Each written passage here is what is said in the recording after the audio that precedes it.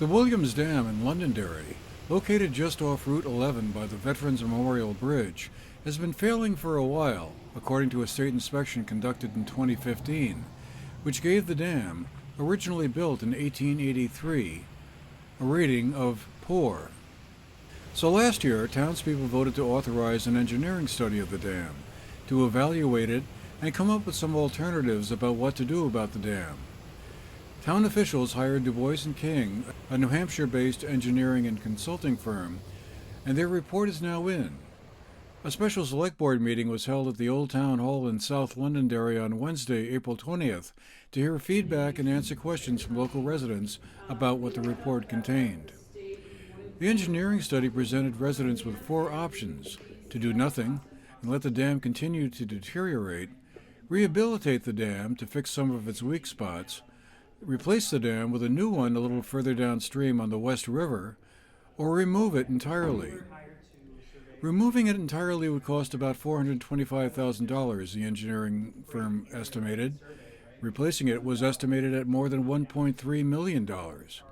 Rehabbing it was estimated to cost about $900,000, and doing nothing would cost, well, very little, about $2,000. About 60 residents attended the special information meeting, and the question will also be on the warning of Londonderry's annual town meeting, which will be held on Saturday, April 30th. They heard a presentation by Charles Johnson of Du Bois & King, and a question and answer session followed. There you go. We live overlooking the dam and been there for 42 years, observing the dam almost on a daily basis.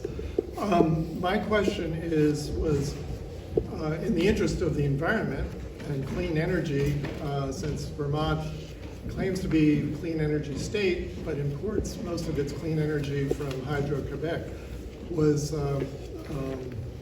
any small hydro considered in any of the options? I do know Kevin Beatty looked into hydro, I'm not sure how many years ago, but he did look into it, and the benefit to the town was so little that they decided not to pursue it any longer. I think ma'am and then sir. Ma'am, Cynthia Gubb, and obviously I'm with Larry and have lived next to the mill pond for 42 years, and I have to say it's one of the prettiest spots we have in town. You drive into town from the east going west, and you get this view of the mill pond shining in the afternoon sunlight. We watch wildlife there throughout the year. In the spring, we see ducks coming in the evening and kind of lighting there for the evening and then flying on up to their nesting spots in the Arctic or the northern part of Maine or wherever they go. So if the dam is taken out, that wetland is kind of like, oh, well, it doesn't matter anymore. It's been there for how many years, and all sorts of flora and fauna are there. So it just seems to me to have something in our town that we treasure, that it serves a public safety feature as a water source for our fire departments. It serves as a beautiful spot for people to stop and take pictures, or they go over to the park and have a picnic there and look up at the falls. It would seem to be a shame to get rid of the dam. And But with the dam removal option, if we have another Irene type event, is that liable to change what might happen to the structures that are on Route 11 west of the dam? Would that make them not flood as much, or is there anything you can say that would give us some insights?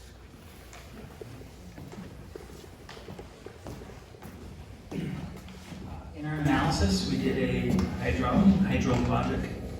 hydraulic analysis in GNAT-TV. Basically, we create a 2D terrain, and then we run flows through there. The flows are from the FEMA study, the flood insurance study of this area. We ran it with the existing conditions, and we ran it with all the alternatives. And if you look into the report, you'll see that without the dam in place, there is a larger stream bed and opening below the bridge, so it is able to pass more water through there. But we found that it actually decreases flooding upstream of the bridge, but makes very little impact downstream. There's almost no difference in the mapping downstream. It's likely because the water continues to stay channelized, then changes direction, and you have an open, flatter area that it can flow into. You have Utley Brook coming down as well in that region. So you have flows converging, and you have some backfilling in that area. Utley Brook that goes into the West River goes on a 90-degree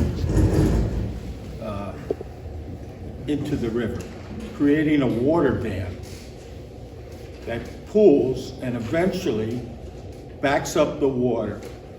I never have water in the mill.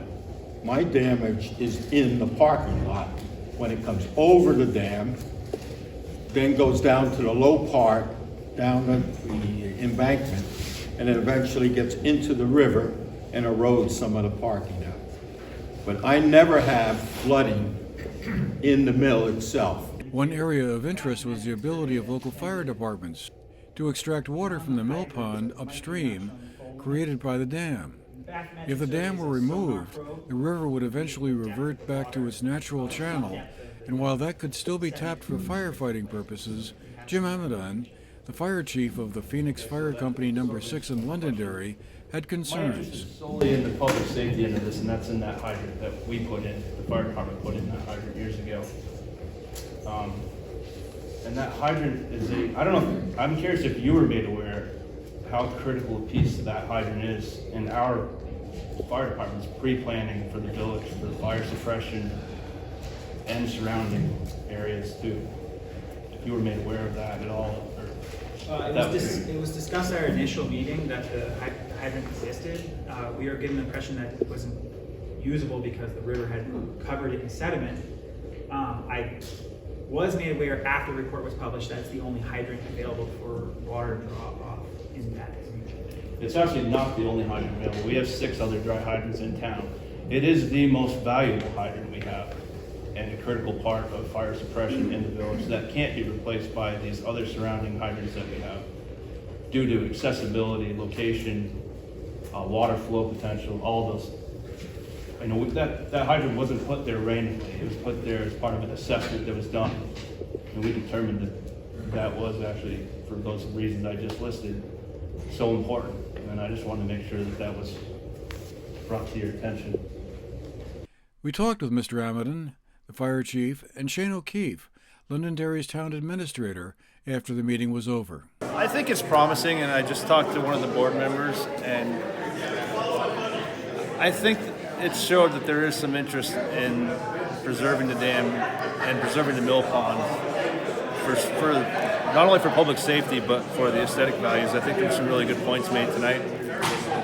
I think a lot of the objection to it is based on finances and the financial impact on the taxpayers. And I just talked to Vinny a little bit about that, in that maybe we could do some financing loans that are available for projects like this. If the town did decide to do a preservation, we could put it out over 5 years or something, so we didn't have all that impact in one tax year. And I hope we can look into more options like that and keep the dam and keep the mill pond. I think it was really a great meeting. In fact, our engineers were prepared for all kinds of questions. We had other experts here as well. I think the attendees all left with their questions answered, and I thought it was the right thing to do for the board to hold this informational meeting. And I think the voters, when they show up on the 30th, will be much more informed and ready to vote on this, and we'll just see how it goes. Obviously up to the voters. The meeting lasted for more than 2 hours, but the conversation isn't over yet. Voters will get to weigh in again on the issue at their town meeting on April 30th, but given a legal glitch in the wording, they won't be able to amend the article off the floor, so it will be a straight up or down, yes or no decision. Shall the town vote to raise and appropriate the sum of $40,000 for engineering costs for the removal of the Williams Dam? So it doesn't address the removal costs, it just addresses the engineering costs. And that was the reason why we couldn't amend it, is that it was so specific. Unfortunately, we can't. When town meeting comes around, my ruling as moderator was that that article is written specifically for engineering costs for removing the dam. So we can't change it to replace the dam or repair the dam because those engineering costs are so different that it's no longer germane to the article as it's written. That's the crux to the problem. A no decision could mean that the town will simply be able to revisit it again at a special town meeting in the future. For the GNAT-TV News Project, I'm Andrew McKeever.